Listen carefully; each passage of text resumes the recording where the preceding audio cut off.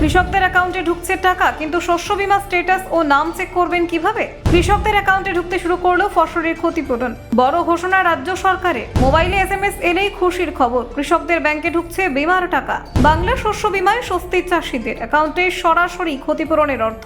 ফসল নষ্ট, এবার ব্যাংকে টাকা। চাষিদের জন্য বড় উদ্যোগ রাজ্যের। রবি খরিফ মরশুমে ক্ষতিপূরণ মিলছে, কৃষকদের অ্যাকাউন্টে টাকা জমা শুরু। প্রিমিয়াম ছাড়াই বীমা, ক্ষতিতে মিলছে টাকা, চাষিদের জন্য সুখবর। আবহাওয়ার ধাক্কায় ক্ষতি, এবার ক্ষতিপূরণ দিচ্ছে সরকার। কোন চাষি পাচ্ছেন টাকা? বাংলা শস্য বীমা নিয়ে নতুন আপডেট। ফসলের ক্ষতি হলে আর চিন্তা নেই, অ্যাকাউন্টে ঢুকছে ক্ষতিপূরণ। দেখুন, পশ্চিমবঙ্গে কৃষকদের জন্য অবশেষে স্বস্তির খবর এসেছে। রাজ্য সরকারের উদ্যোগে বহু চাষির ব্যাংক অ্যাকাউন্টে ফসলের ক্ষতিপূরণের টাকা ঢুকতে শুরু করেছে। বিভিন্ন জেলার কৃষকেরা ইতিমধ্যে মোবাইলে টাকা জমা করার SMS পেতে শুরু করেছেন, যা তাদের মধ্যে আশার আলো জুগিয়েছে। গত কয়েক মাসে আবহাওয়ার অনিয়মিত আচরণের কারণে রাজ্যের বিভিন্ন এলাকায় ফসলের ব্যাপক ক্ষতি হয়েছিল। অতিবৃষ্টি, খরা কিংবা অনিয়মিত বৃষ্টিপাতের ফলে বহু কৃষক আর্থিক সমস্যার মুখে পড়েন। সেই ক্ষতি পুষিয়ে দিতেই ক্ষতিপূরণের টাকা দেওয়া শুরু করেছে রাজ্য সরকার। এই আর্থিক সহযোগিতা দেওয়া হচ্ছে রাজ্য সরকারের কৃষক সুরক্ষা প্রকল্প বাংলার শস্য বীমার আওতায়।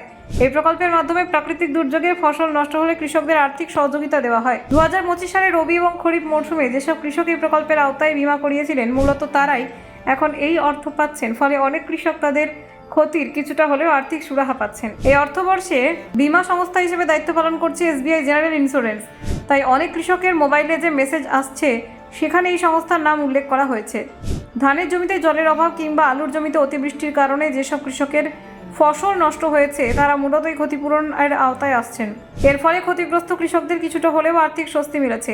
তবে এই ক্ষতিপূরণ পাওয়ার একটি নির্দিষ্ট নিয়ম রয়েছে। কোনো নির্দিষ্ট মৌজা বা পঞ্চায়েত এলাকায় যদি অন্তত 50% বা তার বেশি কৃষকের ফসল নষ্ট হয়, তবেই সেই এলাকা ক্ষতিগ্রস্ত হিসেবে ঘোষণা করা হবে। এমন ক্ষেত্রে সেই এলাকার সমস্ত বীমাকৃত কৃষকের অ্যাকাউন্ট থেকে ক্ষতিপূরণের টাকা পাঠানো হয়। কিন্তু যদি শুধুমাত্র কয়েকজন কৃষকের ব্যক্তিগত ক্ষতি হয়, বাকিদের ফসল ঠিক থাকে, তাহলে নিয়ম অনুযায়ী ক্ষতিপূরণের অর্থ মঞ্জুর হয় না। আগে যখন বীমা সংস্থা হিসেবে বাজাজ অ্যালায়েন্স দায়িত্বে ছিল, তখন অনলাইনে সহজেই ক্ষতিপূরণের স্ট্যাটাস এবং টাকার পরিমাণ জানা যেত। কিন্তু বর্তমানে নতুন বীমা সংস্থার পোর্টালে সেই সুবিধা পুরোপুরি পাওয়া যাচ্ছে না। অনলাইনে এখন কেবল বীমা করা আছে কিনা তা যাচাই করা সম্ভব হচ্ছে। এই পরিস্থিতিতে কৃষকদের স্থানীয় কৃষি দপ্তরের সঙ্গে যোগাযোগ করার পরামর্শ দেওয়া হচ্ছে। সেখান থেকে সহজে জানা যাবে তাদের এলাকায় ক্ষতিপূরণের টাকা বরাদ্দ হয়েছে কিনা। কৃষি আধিকারিকদের কাছে সেই তালিকা থাকে, যেখানে ক্ষতিপূরণ পাওয়া কৃষকদের নাম এবং টাকার পরিমাণ উল্লেখ করা থাকে। ফলে কৃষকরা সরাসরি সেখান থেকে তথ্য জানতে পারবেন। রাজ্য সরকারের প্রকল্পের একটি গুরুত্বপূর্ণ দিক হলো কৃষকদের নিজেদের পকেট থেকে কোনো প্রিমিয়াম দিতে হয় না। পুরো বীমার খরচই রাজ্য সরকার বহন করে। তাই প্রতি বছর নিয়ম করে এই বীমা করিয়ে রাখা কৃষকদের জন্য ভবিষ্যতে বড় প্রাকৃতিক দুর্যোগের সময় আর্থিক সুরক্ষা নিশ্চিত করতে সাহায্য করবে। Bureau report, Nabajagaran TV.